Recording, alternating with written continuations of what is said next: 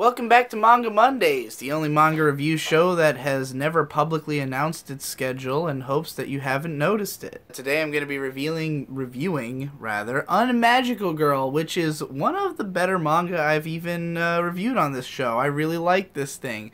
The premise is very simple. It's about this magical girl who gets sent to our world. She's literally from a Magical Girl anime, and she comes out of a computer because the director of the anime died some time ago, and his computer has been handed down to his daughter by her mom. You know, she was just trying to get rid of it, and she ends up with this computer, and it goes on the fritz while she's looking through the data that it has about the Magical Girl show, and the Magical Girl comes to life, and now she has to live with the girl as her roommate. And what makes it fun is that it's sort of like a fish out of water story. But what's so great about this particular Magical Girl, you know, that sort of sets her apart from, say, the Magical Girl in, what the fuck was that anime called? Re-something? The one that it had Re in the title? It was not Re-Life or Re-Zero. But it was, Recreators. There you go. Recreators. No, this Magical Girl is different because she's from sort of an otaku-oriented show. Like, it was made in an early morning time slot and was meant to be a Magical Girl show, but because her father is sort of a lecherous and weird man, who is into just, like, really, like, bizarre writing ideas and stuff. It ended up being, like, kind of a really weird Magical Girl series that wasn't that popular, and, like, the spin-offs that came out of it, like, the sequels and stuff, were the ones that, like, sort of got things back on track to the path of normalcy. And now it's, like, it's heavily implied that this, like, is Precure, essentially, but, like, the modern incarnation is totally watered down and nowhere near as interesting as, like, the crazy one that was made, you know, when the main character was a little girl. It's got this real interesting element to it of, like, commenting on the nature of anime production, first of all, because, like, it's not only a Magical Girl show, but also one with, like, a troubled production from kind of a weirdo director, you know, that has, like, a very small cult fan base. And, like, all of these elements play into the story just as much as the elements of just, like, what would it be like if a Magical Girl came to our world. Especially because she's sort of an older Magical Girl. She's, like, she's portrayed as an adult, essentially, in the story. I don't know if it's that, like, she reached the end of her development at the end of the show and was an adult or something like that, because it's implied that the story takes place, like, after the ending of the show.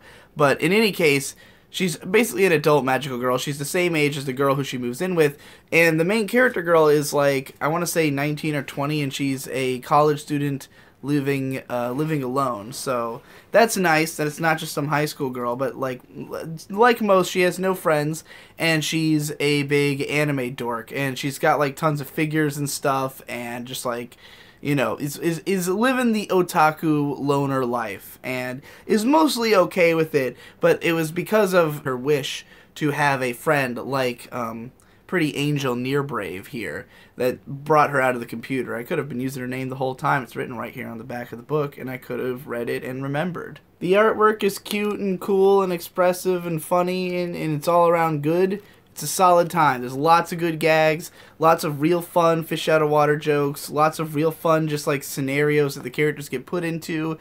At first, it's more centered on the idea of, like, really, like, you know, this Magical Girl has superpowers, but she's in the real world. Though as it goes, the real world is not super grounded. It's a little bit, you know, anime enhanced. Like, their landlord's like a fucking Yakuza daughter who's like a fucking insane badass martial artist who beats people up and shit, and the other Magical Girls and, like, characters from the story start emerging into the world as well. It's sort of implied that everybody from the show has been released from the computer. So it gets a little bit wackier as it goes, but it's still got a pretty grounded aesthetic and character designs, and it's real fucking, there's some real good visual gags. I just flipped to one of the better jokes. I don't want to spoil it, though. So, yeah, this thing, I mean, I laughed my ass off reading this. Like, I'm laughing just flipping through it and remembering some of the jokes, so I know this shit's real fucking funny. It's not every manga I read that is trying to be funny can make me laugh that much. So yeah, Unmagical Girl, definitely recommended. I'll definitely be picking up future volumes of it because I was kind of excited by it. If you're a fan of magical girls and comedy and fucking this cute ass glasses girl that is the main character, like let me give you a real good shot of her. I mean, you can see her right here on the color pages. Like, and incidentally, Near Brave, when she's not transformed, which is rare, looks exactly like her. They're basically twins, because her dad, of course, modeled Near Brave after her. So, you know, but like an adult version with big tits. She did not, I don't think, grow tits that big actually when she did grow up. But you know, Papa can dream. So, anyways, that's this. Go read it. It's good. See you next week.